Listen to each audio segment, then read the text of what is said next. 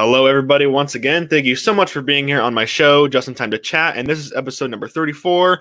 And today is a pretty good night because I've got my good friend Mike on the show once again. It's been a while, but how are you doing tonight, Mike? I'm doing very well, thank you, Justin. How about yourself? I'm doing pretty good. I just got done watching like a fourth of the way through Spider-Man 2 with my family, and we had spaghetti and garlic bread, and it's been a good day. It sounds like a fantastic evening. That sounds Yeah, awesome. it's been great.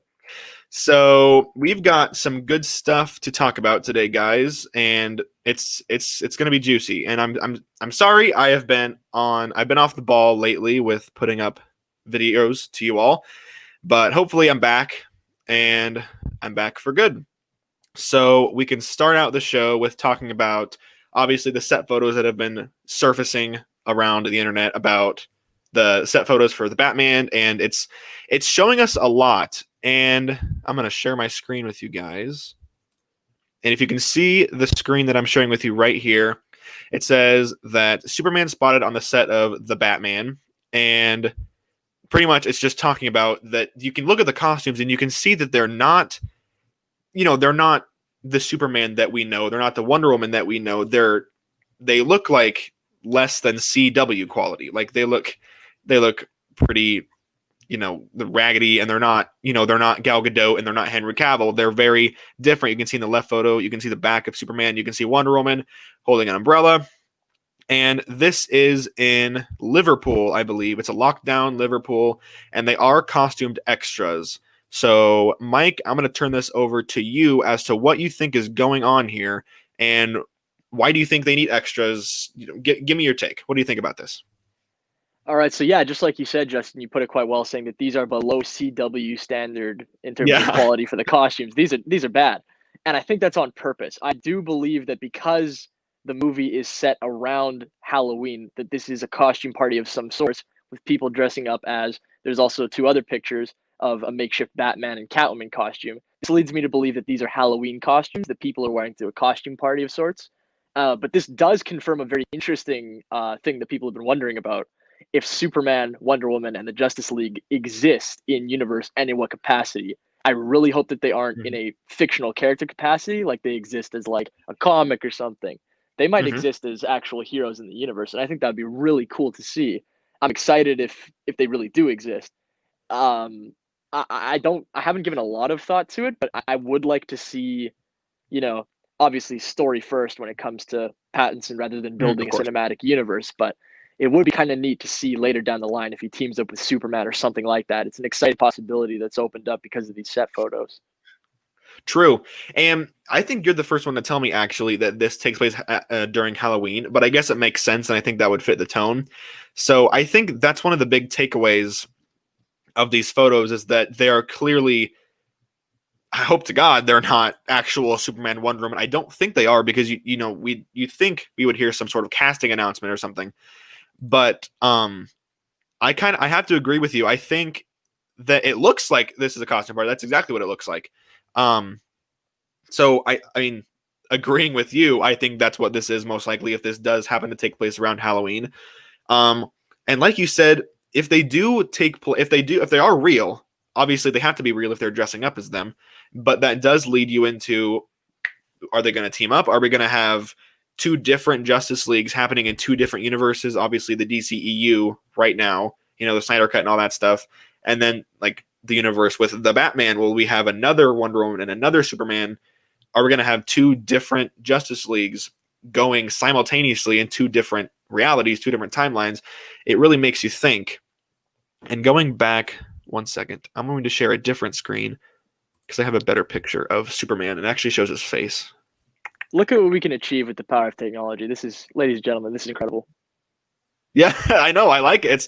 I started using StreamYard, and I absolutely love it. Okay, Shout out here we go. StreamYard, making it all Yes, of possible. course.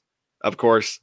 Okay, this website is pure garbage. There's so many ads. But anyway, Superman is set to reunite with the Batman as costumed extras film scenes in lockdown Liverpool, but is all as it seems. And I didn't read this, but you can see, like, I don't know if this is just in between takes, but like he doesn't even have the S on his chest. Like it, and you can see on the bottom, like his feet, those look like the things that you slip over shoes when you're wearing a Halloween costume. Like, this looks like a Halloween costume. So if I had to go with anything, it'd probably be with Mike's theory.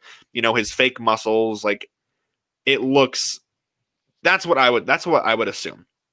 But then even if it is just that, if it is just a Halloween party, like you said, it still has to lead into other things. Like, if they do, like I said, if they do exist, then are we going to see them in some capacity or another? Or are they just going to be acknowledged? Are they, it's crazy that we can have two different Batmen, I would say, Ben Affleck, and then obviously Michael Keaton's coming back as Flash, and then you have Robert Pattinson, and it's crazy. It's insane what they're willing to do, and I'm really, really, really hyped to see this movie, and I'm really excited to see what they do.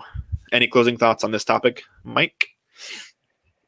I just think excitement, like, honestly, is the mood for this, and just with everything that we've seen with audiences starting, I guess, with Spider-Verse becoming more and more accepting of these comic book multiverses and being able to comprehend them like the average fan.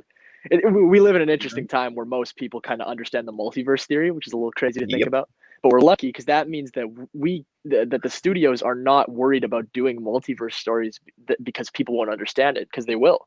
And just look at Batman, just look at Spider-Man. There's a lot happening here. Yeah. Hopefully they'll do it with Flash, because he's obviously the main guy for multiverse stories in the comics. It's great, and it opens up a lot of doors, and that's just always what you like to see. I think we have to owe a lot of this to, like you said, Into the Spider-Verse, because that movie did the multiverse so well. And, my grandparents went to see the movie with me, and they understood everything. Like, okay, they're from different universes. That's fine. There can be one Spider-Man in each universe. He can be a little bit different. That's fine. So I think that movie really, really set up everybody, all the studios, to be able to do multiverses. And it's becoming more and more acceptable and more accessible to everyone as they watch movies that are happening simultaneously, but just, in different realities. And I really think that now more than ever, people need to understand that, and people are understanding that with the more news and more movies that we get exploring that fact. I'm actually going to throw it even farther back to good old 2009, Spider-Man Shattered Dimensions. That game is fire, and it was actually, I believe there's an article about it. I forget who it's by, but it's about how Spider-Man Shattered Dimensions was the precursor to the comic, which was the precursor to the Spider-Verse movie. And it's amazing how all the dominoes kind of tumble over and lead to different things. I remember playing Shattered Dimensions on my Wii and being like, this is so cool that you're telling me there's more than one Spider-Man. As a kid who loves Spider-Man, you find out that there's more than one. That's obviously pretty cool, and to wrap your mind around. And I'm glad that everybody else is getting that experience. Yeah, absolutely. I've never actually played Shattered Dimensions, and is it the one with 2099? Shattered Dimensions has Ultimate Spider-Man, but they stick the black suit on to make him different from the original 616 Spider-Man. And then they include Spider-Man Noir, who has some straight Batman Arkham ripoff stealth, but it's fun anyway. It's fun anyway, and I don't mind. And then they have 2099. And the cool thing is they're all played by different actors from the TV shows, the animated shows. So 2099 is voiced by, I believe, the actor from Spider-Man and His Amazing Friends in the 80s. Josh Keaton does Ultimate. Wow. Neil Patrick Harris from the MTV series, of course. He voices the Standard. And then Noir is Christopher Daniel Barnes from the 90s series. It's great. It's just all these different Spider-Man actors and characters coming together. And it's the original Spider-Verse, I believe. And it's great. Yeah, that sounds like it was really made with passion. If they got I'm not familiar with Shattered Dimensions or Web of Shadows or all those games, but if they took the liberty to get all the different voice actors, it sounds like they actually cared about that game. So that's good. Yeah, totally. And that actually sets us up perfectly for our segue into our next and final topic, because it will take a bit, but we're going to be addressing the MCU Spider-Man 3 rumors. I'm sorry, I have not talked about this on the channel yet. It's been everywhere. I don't know how I haven't done it, but I actually got like 1 or 2 emails, which is a lot, asking me to discuss it because there is so much to discuss. So let's back up to when Toby Spider-Man showed up as a painting or as graffiti in the Morbius trailer. We're like, what? That's so strange. Okay, I mean, whatever. Maybe it was just a PNG they took off Google, but they didn't mean for it to be Raimi. Whatever. And then Michael Keaton's Vulture shows up at the end of the Morbius trailer, and you're like, wait. So this movie takes place within the same universe as Venom, but then this also takes place within the MCU. Okay, I guess that would work because Venom kind of stands on its own. So if you had to shoehorn it into the MCU, I guess it would work.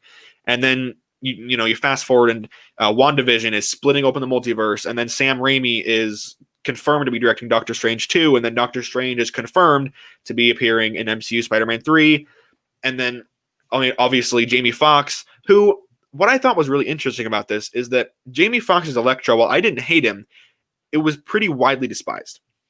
It wasn't a villain that everybody loved, like Dr. Octopus or Sandman for that matter. He was criticized a lot, and not a lot of people liked him. And that's, it sucks. That's fine. Nothing against Jamie Foxx. He's a brilliant actor, but just that role wasn't great. So the fact that they take him from the Amazing Spider-Man movies and bring him over to the MCU, you're like, something has to be happening there. And then obviously Sam Raimi doing Doctor Strange 2, like I said, and then Doctor Strange being a mentor figure in Spider-Man 3.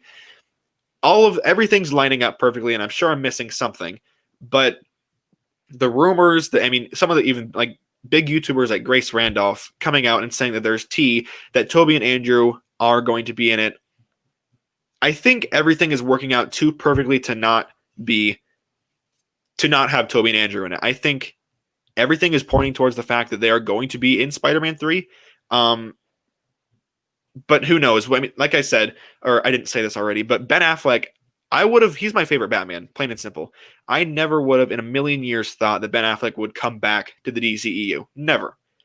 But when he came back and he's like, yeah, Michael Keaton's going to be in it too, and we're going to open the multiverse. I'm like, what?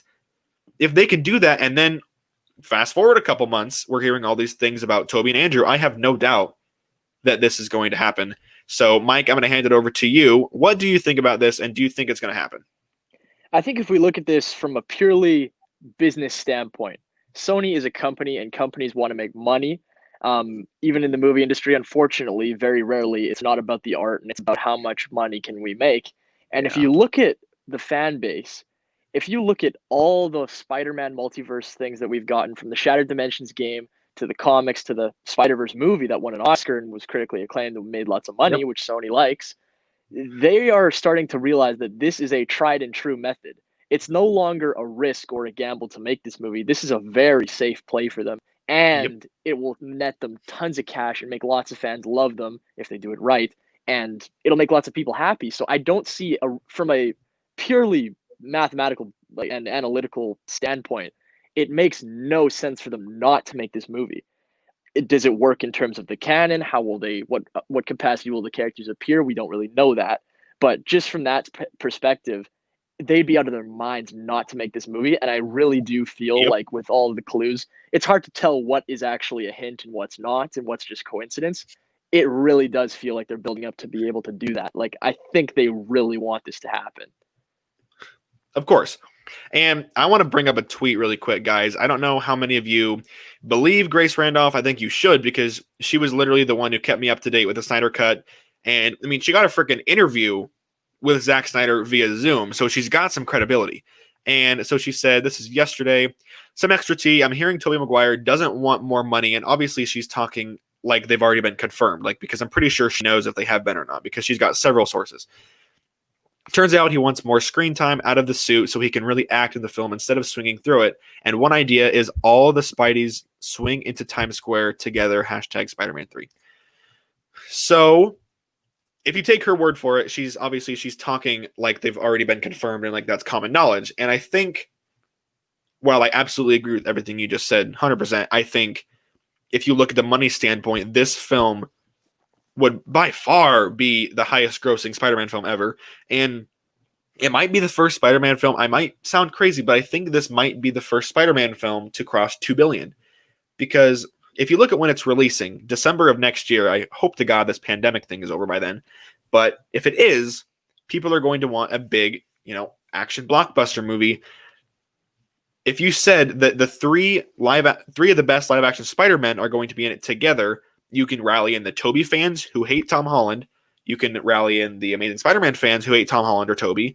It's the best of every single world, because people are still going to complain, but like you said, it's where the money is. You have the Tobey fans, the Andrew fans, and the Tom fans all there celebrating because all of their Spider-Men are together.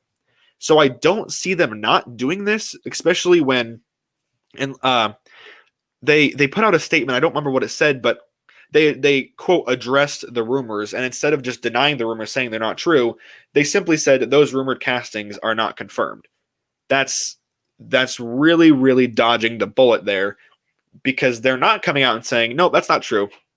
They worded it, those rumored castings are not confirmed. So that, and another, okay, Mike, I'm going to turn it over to you. So with the tweet, obviously, and with their statement saying the rumors are not, those castings are not yet confirmed, do you think that's anything to look at? Or, I mean, do you think that's just us thinking too hard about this? Or what do you think? What do you think about that? I think that's all Sony can really say at this point. I mean, if your plan, and I'm sure what Sony's plan is to slowly build up to this amazing crescendo where we bring all the Spider-Men back and we make lots of money and Avi Arad runs off into the sunset with his magical pony and everyone's happy. This is kind of throwing a monkey wrench into things with how obviously Jamie Foxx posted that fan art that led people to believe that it was happening. Yeah. And everyone kind of just going crazy and being like, yep, no, it's happening. And allegedly insiders at Sony telling people that it is happening.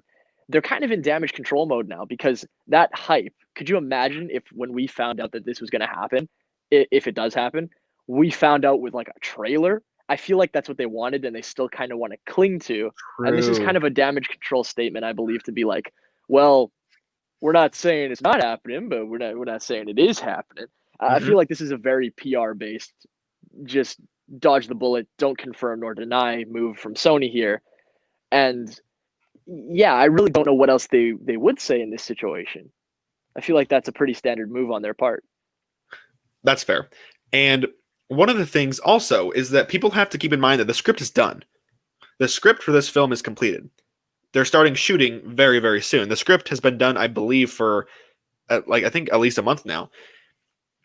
You can't rewrite a script if you have like a big movie like that. You can't rewrite your script. You can't. Unless you want to push your movie back, because they're starting shooting very soon. So the simple fact is Tobey and Andrew are either in the movie or in the script or they're not. If they wouldn't, I know for a fact that Sony knows whether or not they're going to be in it or not. Okay, I don't remember where I said this, but Ben Affleck came to a Comic-Con like 8 months after all the rumors were saying that he wasn't Batman. He came to that Comic-Con and said, don't worry, I'm still Batman. But he wasn't. The studios made that deal behind or without the fans knowing, but they wanted to lie to them and say, no, he's still Batman. He's still Batman. Don't worry. But everyone was saying, nope, he's out as Batman. All the insiders were saying, nope, he's not Batman anymore. He's out. So I think this is kind of what's going on here. Sony wants to act like, nope, they're not confirmed, but they have to be either confirmed or not showing up because the script's done. So they're either in the script or they're not. Sony wouldn't write the script with Tobey and Andrew in it without asking them first. They wouldn't write it with them in it and then say, oh, by the way, Andrew, Tobey, do you guys want to be in this? If they were to say no, Sony would be screwed because they would have to rewrite the script. And especially if they have an important part in the movie, they'd have to rewrite a crap ton of the movie to make up for that. So I'm 99% sure that Sony already knows whether or not they're going to be in the film. And like you said, damage control mode. This is a win-lose because this is the thing about hype. Because hype can be so blown out of proportion that if it's and so outlandish that if the final product doesn't achieve that hype, then people label it as a flop or they label it as garbage because it didn't exceed their unreachable expectations. So if we get Spider-Man 3 in the MCU and Tobey and Andrew aren't there, they haven't been in any of the trailers, people are like, they're just saving him. They're saving him for the movie. And we see the movie and they're not there. People, I guarantee they're going to review bomb the movie because we thought Tobey and Andrew were going to be in it, blah, blah, blah, blah. And they weren't. I think if Sony were to do that and release the movie with them not in it, I think they didn't try as hard as they should have because Tobey is not doing a lot of things nowadays. Andrew is in some stuff, but he's not very busy. So I think that they could get Tobey and Andrew to come for a couple of weeks or months or however big their role is and get them to shoot their scenes. Because like I said, if they're not in the final movie, that's a huge missed opportunity and punch to the gut to the fans and to Sony because that's millions of dollars that won't be made when word of mouth gets out that your favorite Spider-Man isn't in the movie. You got any thoughts, Mike? I just wanted to say I'm actually gonna have to disagree with you a little bit there, Justin, because Oh, if okay. we Okay. do, yeah, if we do go back in time and we look at that Civil War, the script was being written with Spider-Man in it before the rights to Spider-Man were actually able to be used. And the Russos went on record saying, if they said we couldn't use Spider-Man, we don't really know what we would have done because they wrote the script assuming they'd get him, and they weren't sure. And I don't think I'd put it past them, not that I don't have the utmost of faith in Sony. I feel like I wouldn't put it past them that they would write something thinking we don't actually know for sure yet, but we think we might. We'll write them in and we can cut them out if we don't get them. But I wouldn't put it past them that they would start writing a script with those actors before they were confirmed. And like you said, I do think you'd be able to get them in. I mean, Tobey Maguire, if we look at a Yeah. recent interview, he said he was doing competitive puzzling and pickleball. That's not a Yeah, busy exactly. guy. Yeah. That's not a busy guy. I love No. Tobey Maguire, and he has been vehemently on record saying, I only work on things that I am called to. That's a phrase that he uses a lot. Work that I am called to, Mhm. scripts that I am called to. And I feel like what Miss Randolph, I believe, was that the name? I don't want to get it wrong. Is this Grace Randolph? Grace Randolph. I believe that Yeah. I definitely believe that report that if it were to be a negotiation with Tobey Maguire, that it would be about screen time over money. Excuse me, because Tobey Maguire has made tons of money over his career. He's involved in real estate, and Yeah. I mean, it's not really my business to assume, but I am assuming anyway that Tobey Maguire is not worried about money, and he is Yeah. more concerned about a script that he's called to and putting on if he's to put on the Spider-Man costume again, I don't think it would be to make as much money as he can. I think it would be to do something that he is called to, like he always says with when he does a new project. So Yeah. I really do believe that report. And I think that is in character for Mr. Maguire to be like, I want this to be good over I want more money. That makes sense to me, and that sounds like something that he would say if that were to be true. But yeah, that's my take on it. Okay. All right, couple things. One, I absolutely agree with what you said about Toby because like he's gone on record before, like in interviews saying how being Spider-Man defined who he is and how it defined his career and like how much that character meant to him. So I don't think anyone would have to bribe him to be Spider-Man again. I think that if the cards were right, if the script was well written, I think he'd have no problem. The problem is the script. I believe what you said because I do remember hearing that interview that they said, if they would have confirmed it, they would have had a big problem on their hands if Spider-Man wouldn't have been able to be in the movie. But I think that's why they left because I did a test on this once. I heard that interview and this is way back in 2016. So I haven't thought about it in recent memory, but I watched Civil War when it came out in Blu-ray and I watched it and I'm like, okay, let me see how big of a problem or how many inconsistencies it would be if we just cut out Spider-Man. Because the only time he's mentioned is, obviously when Tony Stark goes to Queens and you meet Spider-Man, all that stuff, and then he shows up in the airport. It wouldn't have been hard to get him out of the movie, I don't think. It obviously would have been a problem because they would have had to, they would have had to reshoot plenty of scenes. But I don't think that's why they kept his. I think that might be why they kept his role so small, is because they needed, like you said, if they didn't get him confirmed, if he wasn't able to be in the movie, they would have been screwed. So I think that might be why they kept his scene so limited in Civil War, is because in case Sony said, heck no, he's not going to be in your movie, they would have said, oh my gosh, fine, we need to do some reshoots, but it won't be that huge of an issue. It would have definitely been an issue, but it's not like he would have been in the movie as the same number of minutes as Iron Man or Captain America. If that were the case, Civil War wouldn't have been released because they would have so much to reshoot. But I absolutely agree. I believe everything you said about Sony. He wasn't confirmed. He wasn't able to be in the movie until Sony said so, and they shot his scenes anyway. They wrote the script anyway.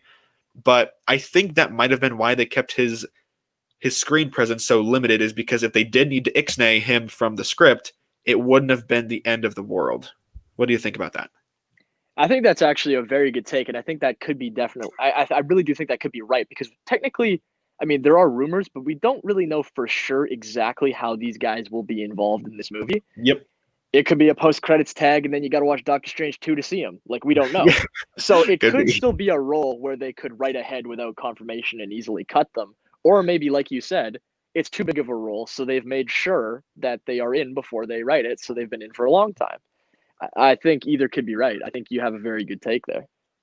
True, that's a good point. They either have him in small, have him in big, or don't have him at all. I really can't wait for that first look in December. By the way, I guess that can be a little tiny unofficial topic, is that we're getting our first look at Spider-Man 3 in December, and I'm excited. I can't wait.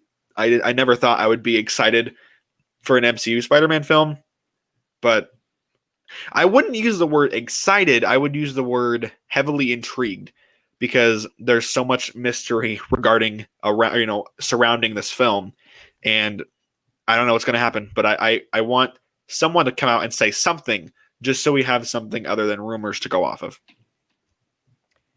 Yeah, it would be nice to have something concrete, wouldn't it? It definitely would, and not a quote denial that totally dodges the bullet. So I think that's going to wrap it up for today, guys. We're going to go over to the live chat, if that's okay with you, Mike, and just take a look at some of the things people have said. Yeah, sounds good to me. Oh my gosh, Ben was here earlier, Mike. Oh, that's my guy. Shout out. He says, no. I am so excluded. You are both fired. So I guess now would be a good time to announce it onto the YouTube that Mike and I have both been, we auditioned for a part in the Point Dynamic Spider-Man 4 fan film. You can find the Point Dynamic YouTube channel here on YouTube, obviously. The Spider-Man 4 teaser is up now. I'm going to be playing J. Jonah Jameson, and Mike himself got Peter Parker / Spider-Man. I'm incredibly proud of him and of me. Do you want to say a few words about that, Mike? Yeah, I just want to say I'm very excited for it, and having read what Ben wrote, I'm very excited for it even more. I'm even more excited for it, rather. Just knowing that, hopping on board for a project like this, knowing that it is going to do justice to the original films, is a huge sigh of relief. You know, for me, as someone who was a fan of those original movies, to be like, okay, I'm jumping on to a project where somebody who's in charge knows what they're doing. I'm very excited about that. And he's just as passionate as anybody, and I think he's going to do a great job directing it, and I'll hopefully do a good job voicing in it. Yeah, I agree with everything you just said. And actually, Ben's still here. He just said in the chat, "I'm still here," so he was listening. That's awesome. Dang it! I was waiting for him to leave so I could badmouth him. Yeah, geez, he's garbage. He's pure trash. Okay. Trey Legas says, love when Marvel / DC movies play a part of the fan base for their characters, like in the Avengers game at the beginning. If you played it, really shows how they integrate us into the fictional world. I think he was talking about, he was talking about the Batman set photos. I think that they include the fan base, like people dressing up as the heroes, as fans. I think that's cool that they acknowledge that they exist in the universe. Like when I'm watching Doom Patrol and I see a Doom Patrol comic book sitting on a shelf in the Doom Patrol show, like people write about them even though they exist. Like I think that's cool as well.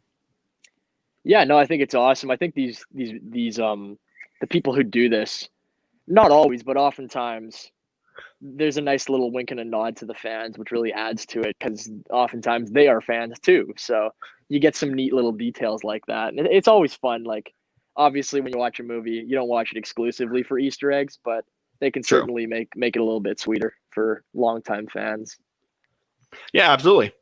Van Yeager says, can't wait for the Spider-Man 4 fan film. I'm happy that you're excited, man. We've got some exciting... Yeah, we've got some good stuff cooking, and the script is freaking brilliant. So you're going to like it. You're going to like it. Oh, yes. Okay. Ann Movier says, Spider-Man trilogy here to say that you guys are awesome and keep up the great work. I thought that was you. I couldn't remember who that was, but thank you. That means a lot. Thank you. Oh, my heart melts. Thanks, Coach. Yeah. Be sure to check him out on Instagram. This guy's edits are absolutely incredible and consistently amazing. Lots of great concept work and also just some original work. He's definitely one of the best when it comes to photo edits out there. Yeah, absolutely agree. He's fantastic. His every single edit he knocks it out of the park. His account is definitely amazing. Peter Parker's new face, so that's the name, says I don't know how I feel about about doing a Spider-Verse movie this early in MCU Spider-Man's run. Like, seriously, he's had 2 solo movies, 2 supporting roles, and 1 cameo. Let him mature more and then do it. Okay, this could be a topic in on its own, but I think I'm going to quote John Campea here because he runs a show here on YouTube that I love. He says that whether you like MCU Spider-Man or not, they're not interested in letting this Peter Parker mature. I love Doctor Strange. I love Iron Man. I love Happy, but they integrate a mentor into every single movie because for some reason, to me, it feels like they don't think Spider-Man is enough. They don't feel like Spider-Man is cool enough to hold a movie on his own, so they have to have Happy there. They have to have Iron Man there, and now they have to have Doctor Strange there. And like I said, I love all of those characters. They're fantastic. But I don't think they're worried about letting him mature. I think they just they're doing their own thing. You know, they're doing their own thing. I'm not gonna crap on them for that because you can do whatever you want. You know, with whatever you think should be done with a character. But I think they've made it clear that, you know, he has little character moments here and there, but it's always Spider-Man featuring Iron Man. It's Spider-Man featuring Happy. It's Spider-Man featuring Doctor Strange in Spider-Man 3. And it will be with 2 other Spider-Man if that's true. But yeah, I mean, he's been in Civil War, you know, he was in Spider, he's had 2 solo movies. I think he's definitely concrete enough in the MCU that they can take on a challenge like this. I feel that they can handle it. I if they do it right, please let it be good. But I think that he's far enough into his journey within the MCU that I don't think it's too soon. What do you think, Mike? I don't think so. I think I've just kind of accepted at this point that this version of Spider-Man is just different. And that's not Yeah. so bad for a team-up movie in that he'll have separation from Toby and Andrew.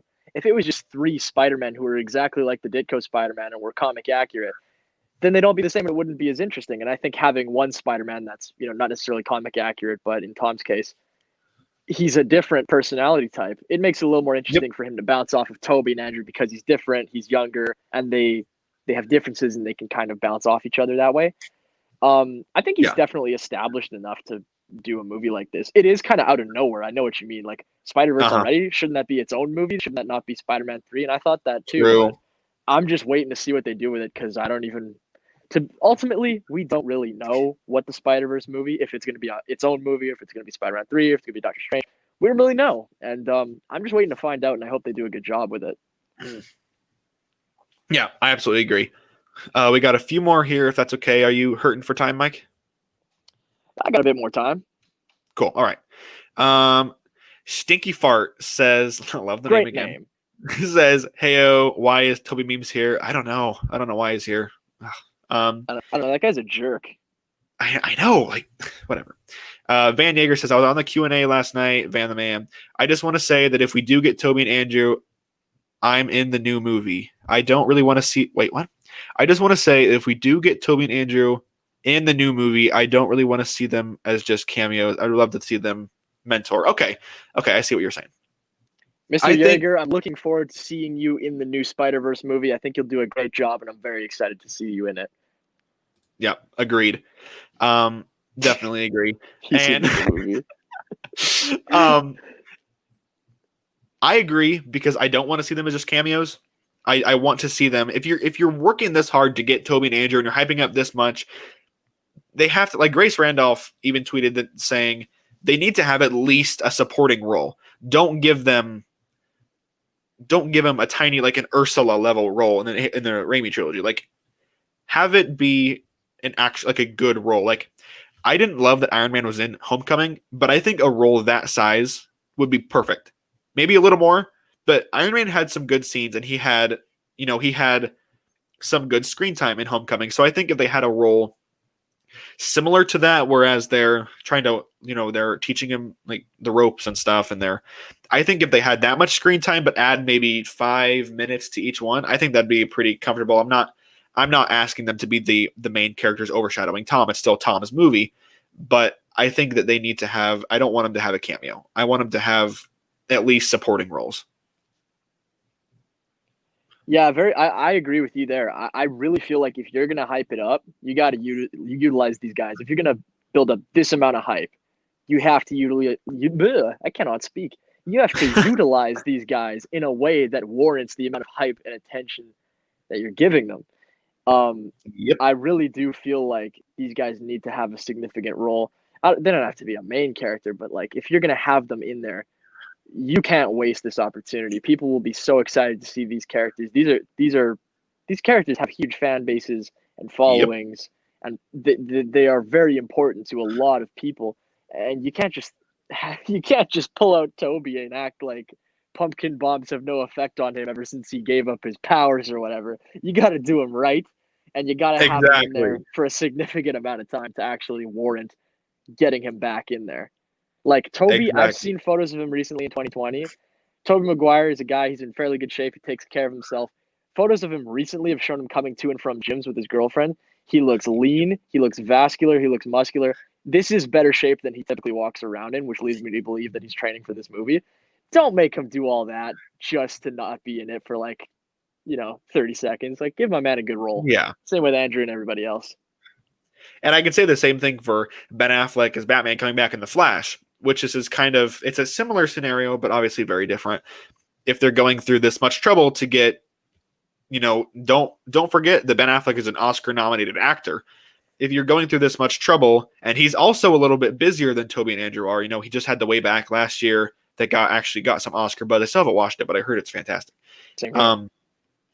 If you're going through that much trouble to get, and like Andrew Garfield, he's an Oscar-nominated actor as well. If you're going through the trouble to get them, don't have him be in it for 3 minutes. Don't have him show up for an after credit scene unless, they're going to have a huge role in Doctor Strange 2 or something, but I don't see that happening because Scarlet Witch is already going to be there, and I don't want that movie to get too crowded, even though Spider-Man 3 has like 9 main characters, whatever.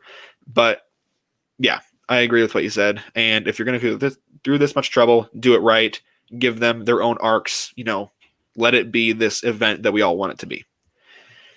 Okay. Peter Parker's new face says again, like having MCU adjacent movies does intrigue me. Venom 2, the vampire dude. Maybe Sony could convince Marvel to let them do an R-rated Ghost Rider. I wouldn't doubt it. I keep going back to Grace Randolph. Grace Randolph recently put out a video that they're adding an adult section to Disney Plus. Finally, so like they can put Deadpool over there and stuff. So I think Marvel, with their new leadership with Walter Hamada and stuff, I think they've changed. Or no, that's Warner Bros. Bob Iger. Sorry, Bob Iger is Disney. I think that the studio of Disney and Marvel, they've matured enough to realize that they do have a lot of adult fans. So I don't think they'd be totally opposed an R-rated movie, but I guess we'll have to wait and see. Okay. Ben is back, says, rumor has it Toby and Andrew are signing a multi-picture contract. That would be huge. Would you be down for that, Mike? I mean, heck yeah, if they use them properly, I'd be up for it. Honestly, when it comes to bringing back those two actors, if they are being brought back in a way that services their characters the right way, and it's entertaining and it's faithful to, they don't character assassinate them, yeah, I'm down for whatever they do with them, as long as it's the right thing to do with them. That's true. That's a big thing as well. Like, if they are in this movie, I would want them to consult with Sam Raimi and consult with Mark Webb and have them help write the arcs and the dialogue for their characters, because I don't know if that's possible, how that works, but I think that would go a long way, because you can tell, like even with the MCU, you can tell when a different director is writing for a character that was established with another director. You can tell just because they're different directors, I think it would go a long way having Mark Webb come back, having Sam Raimi come back, and just consult with John Watts, who was unfortunately directing this movie. Just help him, I guess, and help him write the dialogue, help him with the arcs these characters are going to go through, because I think that'll go a long way in the end. Do you agree? I do. I really do think that if you're going to use Tom, Andrew, and Toby, you need John, Sam, and Mark. I think you need them to come together. Like, as much fun as we think Toby, Andrew, and Tom interacting with each other would be, behind the scenes, Mark, Sam, and John interacting and writing dialogue and coming up with scenes would be phenomenal as well. And I don't think enough people have thought about how fun that would be. I really do think they should consult the people responsible for these characters just to make sure they get it right, because that would not only make them happy, it would make the fans happy, and happy fans means happy Sony because they get lots of money and they can buy whatever they buy at Sony. A Yeah. new coffee machine, perhaps. Yeah, agreed. Okay, looks like we have like 2 more questions here. Van Yeager says, going off the mentor comment, it would be cool to do a Miles and Jake Johnson duo type relationship in a way. Like give Tom the with great power, great responsibility speech from Toby to Tom. I think that'd be a good idea. I think that having them be the mentor, which again, why would Doctor Strange be there if they're not going to do something with the multiverse? It doesn't make a lot of sense now. I know it will when the movie comes out, but Doctor Strange being there alone, the fact that WandaVision is coming out this year, I think November or December, and Disney said that WandaVision is going to rip open the multiverse and it's going to explode and the MCU will never be the same. So I agree. I think that having them be there and have them show them the ropes, kind of like Jake Johnson Spider-Man with Miles did, I think that'd be really effective, and I think it'd be a cool way to show how much Tobey's Spider-Man has grown, not just grown on us, but also grown as a character, and give him a nice arc in the process. Well, you look at Tom Holland. He's had a lot of mentors at this point in his career, but he's had a Mysterio. He's gonna have a Doctor Strange allegedly. He's had an Iron Man, but I think there's gonna be something different about. I mean, this is a lot of mentors, man. But talking to Spider-Man, there's something about seeing an alternate reality version of yourself, meeting another Peter Parker who's been Spider-Man, and seeing, okay, this is where he went. Andrew, okay, this is where he went, and this is who he became because they're older than he is, presumably. Yep. He maybe starts to think, okay, there's some interesting things that I think could be learned there in terms of, okay, you've learned how to be a hero, I guess, from these other heroes, but this is how to be Spider-Man. And maybe he can take something from the way these guys have taken their own paths because they didn't have mentors and they became Spider-Man. There might be something to learn there in terms of, look, kid, this is what I learned hammering it out on my own as Spider-Man. I can give you some advice on being Spider-Man. None of the other mentors that he's had can give him advice on how to be Spider-Man and are from his situation. So I think that could be interesting. And after that, I just hope that there's no more mentors. I feel like a Toby and Andrew just saying, look, this is how you be Spider-Man should be good enough, but we'll see what they do. Yeah, I want Spider-Man to carry his own film. I don't want him to look to Mysterio for a mentor and then finds out he's bad, turns to Nick Fury for a bit, and then turns to Happy for a bit. And it just gets to the point where I don't want to be Spider-Man. Like, I don't want to be this version of Spider-Man because he's so unindependent. Like he I don't know. Nothing against Tom Holland. He's a really, really good actor, but just you're right. It is a lot of mentors, and I don't understand why Sony doesn't have the faith in Spider-Man that they used to. But okay, this will be the last question. Looks like we're going to be all caught up. And Peter, this is a good one. Peter Parker's new face is back and says, if Spider-Man 3 potentially, I know he is, man. If Spider-Man 3 potentially sets up a Raimi-directed Spider-Man 4 and the Amazing Spider-Man 3, maybe for Sony's picture streaming down the road, that would be dope. And that actually goes back to what Ben said, that rumor has it Tobey and Andrew are signing a multi-picture contract. If they're not busy, do you know how much money will be made if you were to release a Spider-Man 4 or a Amazing Spider-Man 3?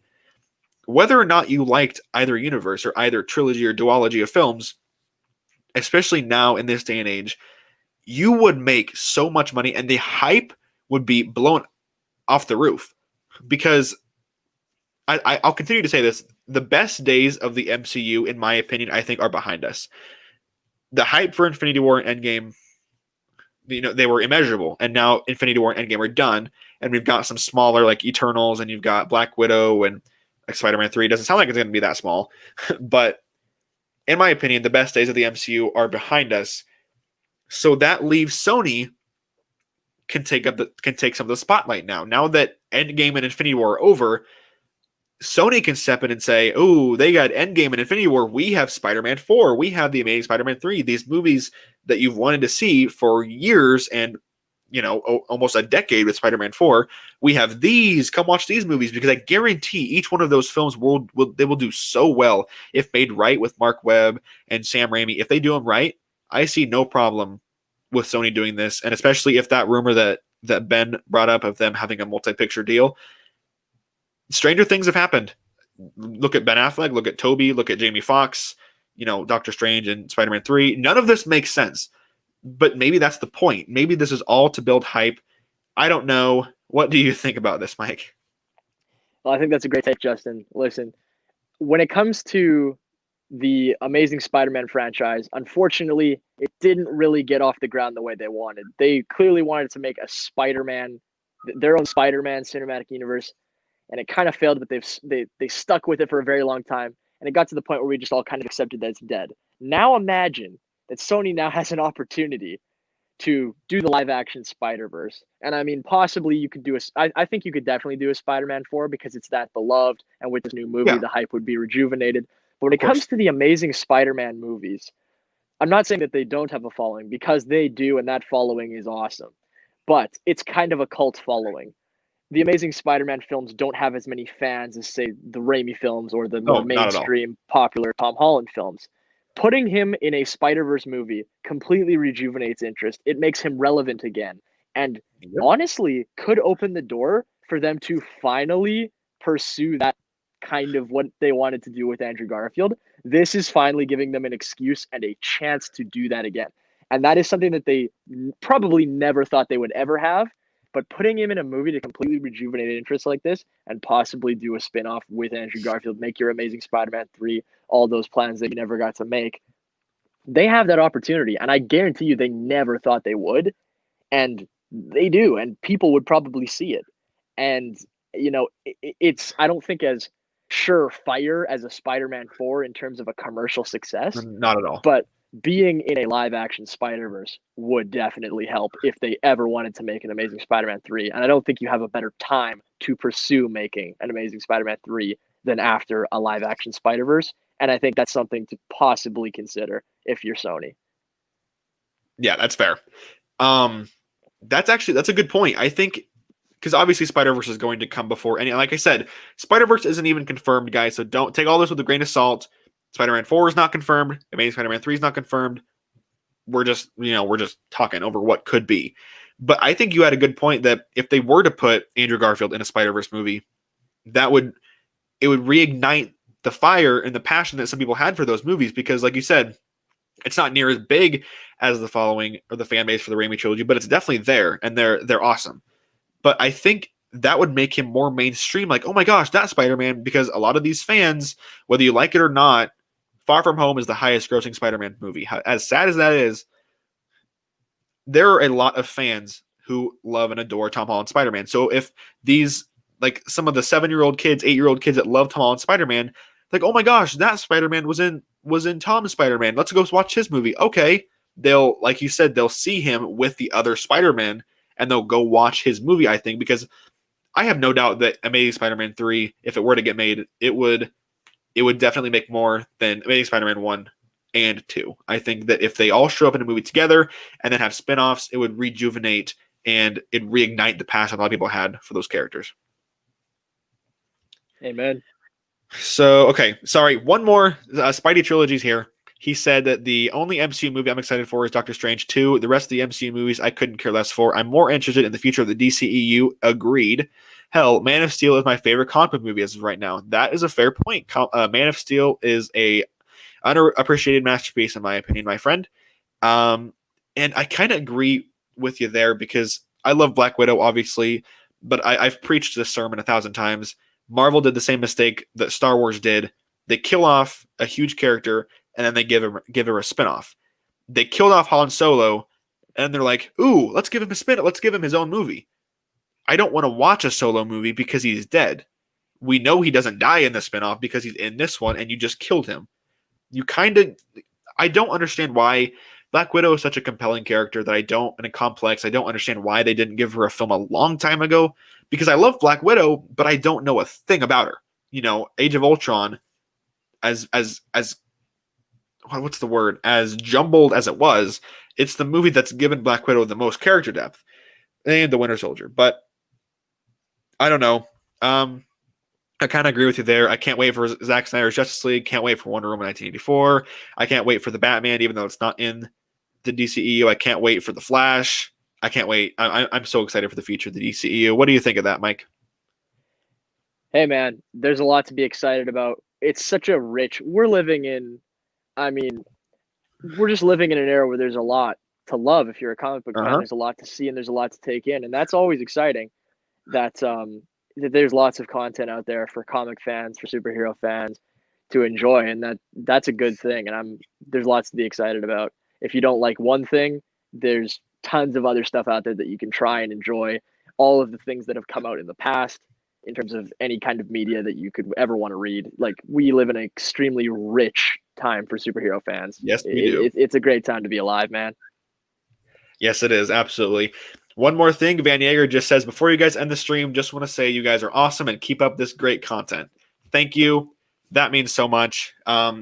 It's awesome to have friends like Mike that we can just come on here and we can just, chat about superheroes and movies and stuff. And it's awesome. It's really been fun running this YouTube channel. And yeah, it's an honor. It's fun. Yeah, thanks so much for having me back on, Justin. I had a lot of fun the first time, and I had just as much fun the second time. And yeah, I agree that the community is a wonderful, wonderful thing that can bring people together over something that we all love, and it's great. It is. It's absolutely great. So thank you guys all. This is I had 9 people at one time on this. This is insane. I've never had numbers like that before. Hey, So you're welcome. yeah, exactly. Thank you. Thank you guys all for tuning in. And again, thank you so much, Mike, for being here. It was a great stream.